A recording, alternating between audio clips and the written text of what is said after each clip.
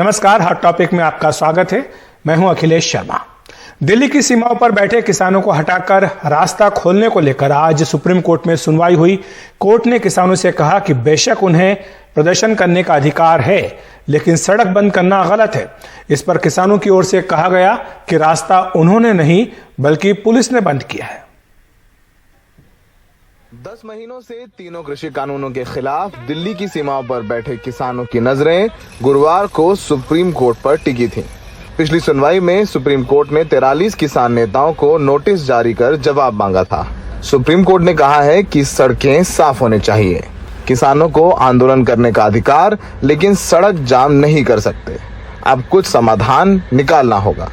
किसानों की तरफ से कहा गया कि सड़क किसानों ने बंद नहीं की है। सड़क पुलिस के बंदोबस्त के कारण बंद है।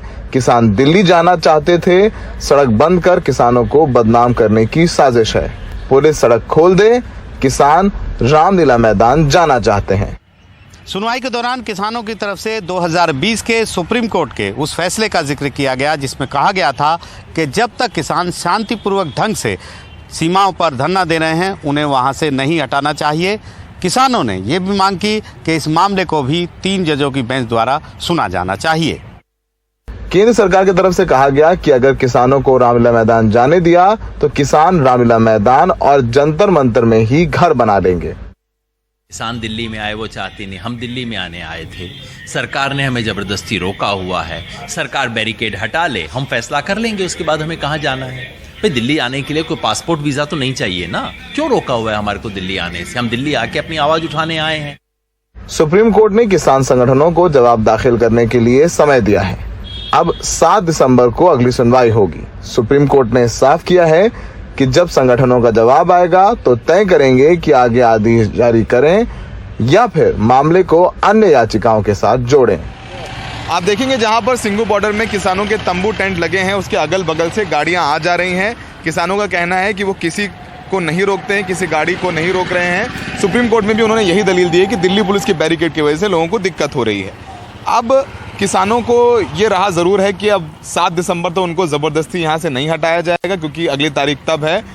तमाम किसान यहाँ पर पहुँच गए थे सुप्रीम कोर्ट की हियरिंग से पहले, तो अब वो भी अपने घर जाएंगे वापस, धान की फसल काटेंगे और वापस सिंघू बॉर्डर पहुँचेंगे। सहयोगी प्रेम सिंह, आशीष भार्गव और शरद शर्मा के साथ सिंघू बॉर्डर में Saurabh Shukla, NDTV India. Supreme court ने एक बात तो स्पष्ट कर दी है कि सड़कें बंद करके प्रदर्शन करना सही तरीका नहीं है। हालांकि सुप्रीम कोर्ट ने कोई आदेश तो जारी नहीं किया, लेकिन गाजीपुर बॉर्डर पर किसानों ने रास्ते से अपना सामान हटाना शुरू कर दिया। किसान दरअसल ये दिखाने की कोशिश कर रहे हैं कि रास्ता उन्होंने नहीं रोक रखा है, बल्कि पुलिस की ओर से रास्ता बंद किया गया है।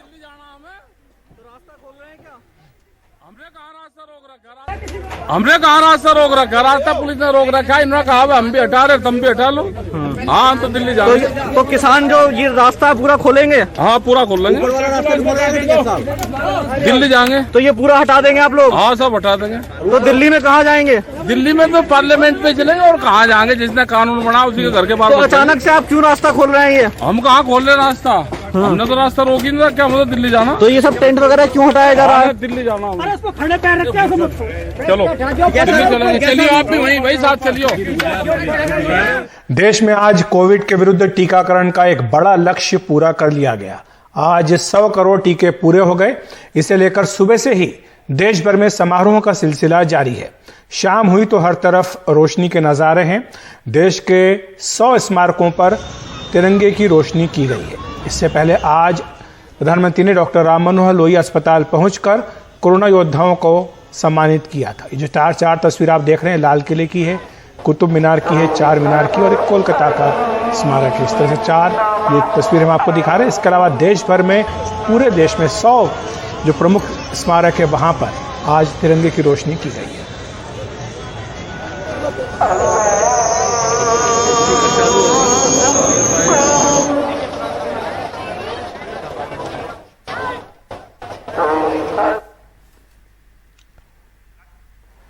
और 100 करोड़ डोज पूरे हो गए हैं। ये लंबा एक सफर तय किया है। इस सफर पर एक बार नजर डाल लेते हैं। कोरोना वैक्सीन के 100 करोड़ डोज पूरे होने के मौके पर स्वास्थ्य कर्मियों के बीच प्रधानमंत्री। केंद्रीय स्वास्थ्य मंत्री मनसुख मांडविया भी साथ में थे।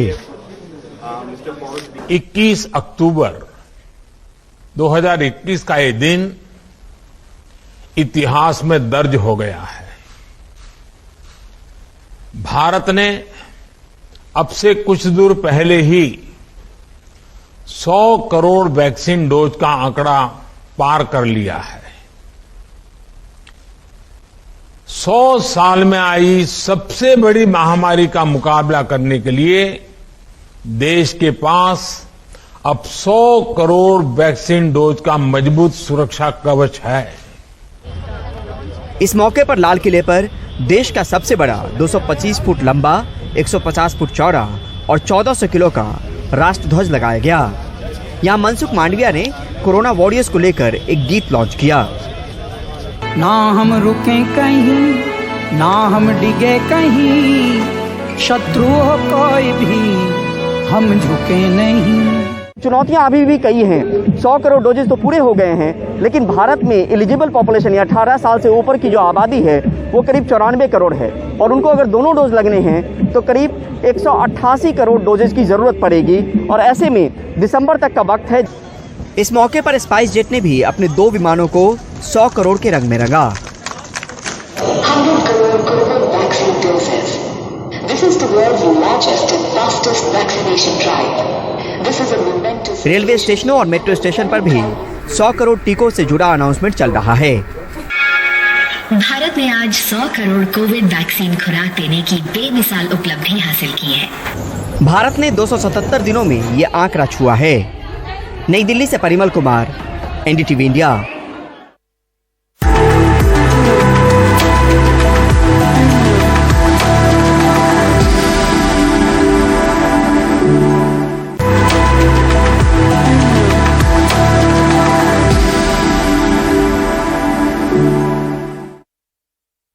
कैबिनेट ने भारत सरकार के कर्मचारियों तथा पेंशनधारियों के महंगाई भत्ते में बढ़ोतरी को मंजूरी दे दी है।